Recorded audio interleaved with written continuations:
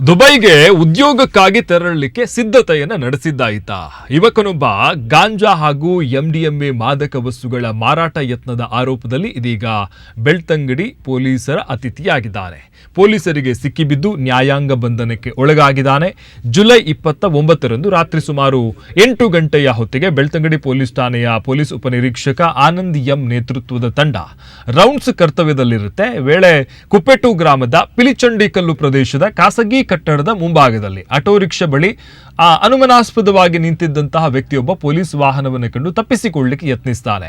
ತಕ್ಷಣ ಆತನನ್ನು ವಶಕ್ಕೆ ಪಡೆದು ವಿಚಾರಣೆ ನಡೆಸಿದಾಗ ಕುವೆಟ್ಟು ಗ್ರಾಮದ ಸುನ್ನತ್ ಕೆರೆ ನಿವಾಸಿ ತ್ವಲಾಹ್ ಯಾನೆ ಅನ್ವರ್ ಯಾನೆ ಅನ್ಸರ್ ಅಂತ ಗುರುತಿಸಲಾಗಿದೆ. ಈತನಿಗೆ 21 ವರ್ಷ.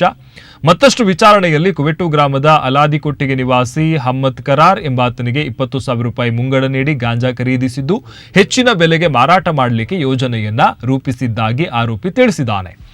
ಹಮ್ಜತ್ ಕರಾರ್ ಕಾರಿನಲ್ಲಿ ಬಂದು 500 ಗ್ರಾಂ ಗಾಂಜಾವನ್ನು ನೀಡಿದ್ದು ಪೊಲೀಸರು ಬರ್ತಾ ಇರುವುದನ್ನು ಗಮನಿಸಿ ಕಾರನ್ನು ಬಿಟ್ಟು ಪರಾರಿಯಾಗಿರುವುದಾಗಿ ಆತ ಹೇಳಿದ್ದಾನೆ.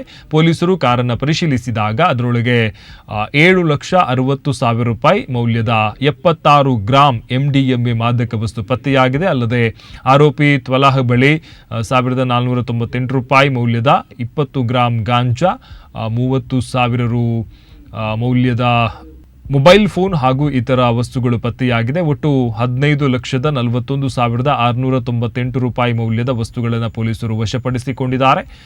ಹಮ್ಜತ್ ಕರಾರ್ ಮತ್ತು ತ್ವಲಾಹ್ ವಿರುದ್ಧ ಪ್ರಕರಣ ದಾಖಲಾಗಿದ್ದು ತನಿಖೆ ಮುಂದುವರೆದಿದೆ.